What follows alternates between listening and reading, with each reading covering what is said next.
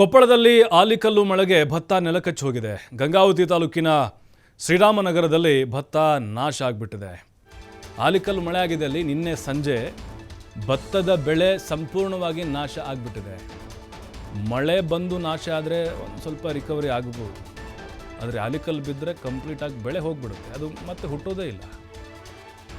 ನಿನ್ನೆ ಸಂಜೆ ಸುರಿದ ಆಲಿಕಲ್ಲು ಮಳೆಗೆ ಭತ್ತದ ಬೆಳೆ ನಾಶ ಆಗಿಬಿಟ್ಟಿದೆ. ಅಂದರೆ ಆ ಆಲಿಕಲ್ಲು ಭತ್ತದ ಮೇಲೆ ಬಿತ್ತು ಅಂತ ಹೇಳಿದ್ರೆ ಅದು ಕಂಪ್ಲೀಟಾಗಿ ಮತ್ತೆ ಅದು ಬೆಳೆಯನ್ನು ಬೆಳೆಯೋಕ್ಕಾಗೋದಿಲ್ಲ. ಸ್ಥಳಕ್ಕೆ ಗಂಗಾವತಿ ತಹಶೀಲ್ದಾರ್ ಯು ನಾಗರಾಜ್ ಅವರು ಭೇಟಿಯನ್ನು ಕೊಟ್ಟಿದ್ದಾರೆ, ಪರಿಶೀಲನೆ ನಡೆಸಿದ್ದಾರೆ. ರೈತರು ಆಗ್ರಹಿಸ್ತಾ ಇದ್ದಾರೆ ಸರ್ಕಾರಕ್ಕೆ, ನಮಗೆ ಪರಿಹಾರ ಕೊಡಬೇಕು, ಅಕಾಲಿಕ ಮಳೆಯಿಂದ ನಮಗೆ ಸಾಕಷ್ಟು ಹಾನಿಯಾಗಿದೆ, ಸಾಲ ಸೋಲ ಮಾಡಿ ನಾವು ಭತ್ತವನ್ನು ಬೆಳೆದಿದ್ವಿ, ಕಟಾವಿಗೆ ಬರಬೇಕು ಅನ್ನೋಷ್ಟರಲ್ಲೇ ಈ ರೀತಿ ಹಾನಿಯಾಗಿಬಿಟ್ಟಿದೆ ಅಂತ ಹೇಳಿ.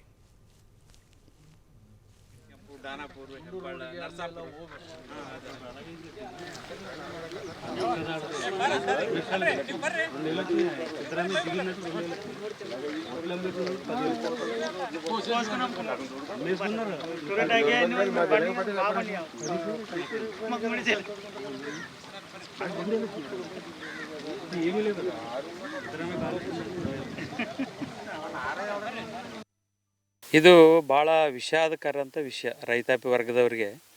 ಈಗ ತಾವು ಕೇಳ್ದಂಗೆ ಇವತ್ತು ಏನೋ ಒಂದು 4-5 ದಿನದಲ್ಲಿ ಕಟಾವು ಮಾಡುವಂಥ ಪರಿಸ್ಥಿತಿ, ಏನೋ ಒಂದು ವಾರದಲ್ಲಿ. ಇಂಥ ಸಮಯದಲ್ಲಿ ರಾತ್ರಿ ಏಕಾಏಕಿ ಒಂದು ದೊಡ್ಡ ಮಟ್ಟದ ಆನೆಕಲ್ಲು ಮಳೆ ಮತ್ತು ಗಾಳಿ, ದೊಡ್ಡ ಮಟ್ಟದ ಮಳೆ ಬಂದು ಏನಾಗ್ಬಿಟ್ಟೈತೆ, ಟೋಟಲಿ ಕೈಗೆ ಬಂದಂಥ ಬೆಳೆ ಏನು ಭತ್ತದ ಬೆಳೆ ನೆಲಸಮ ಆಗಿಬಿಟ್ಟಿವೆ. ಈಗ ನಿನ್ನೆ ರಾತ್ರಿ ಏನು ಆಲಿಕಲ್ಲು ಮಳೆ ನಮ್ಮ ಮರಳಿ ಹೋಬಳಿಯಲ್ಲಿ ಮತ್ತು ಗಂಗಾವತಿ ತಾಲೂಕಿನ ವಿವಿಧ ಗ್ರಾಮಗಳಲ್ಲಿ ಏನು ಮಳೆ ಆಗಿದೆ, ಅದಕ್ಕೆ ನಾವು ಬೆಳಗ್ಗೆ 6:30ಇಂದನೇ ಸರ್ವೆ ಮಾಡೋಕ್ಕೆ ನಮ್ಮ ಸಿಬ್ಬಂದಿಗಳು ಎಲ್ಲರೂ ಈಗಾಗಲೇ ಫೀಲ್ಡಲ್ಲಿದ್ದಾರೆ. ಸೊ ಈಗ ಸರ್ವೆ ಮಾಡ್ತಾಯಿದ್ದಾರೆ. ಯಾವ ವಿಲೇಜ್ ಗ್ರಾಮಗಳಲ್ಲಿ ಎಷ್ಟೆಷ್ಟು ಭತ್ತ ನಾಶ ಆಗಿದೆ ಅನ್ನೋದಕ್ಕೆ ಸರ್ವೆ ಮಾಡಿ ರಿಪೋರ್ಟ್ ಕೊಡ್ತಾರೆ. ಅದನ್ನು ನಾವು ಕ್ರೋಢೀಕರಿಸಿ ಸರ್ಕಾರಕ್ಕೆ ಕಳಿಸ್ಕೊಡ್ತೀವಿ. ಇಲ್ಲ, ಅಂದಾಜು ಒಂದು ಗ್ರಾಮದಲ್ಲಿ 50ರಿಂದ 100 ಎಕರೆ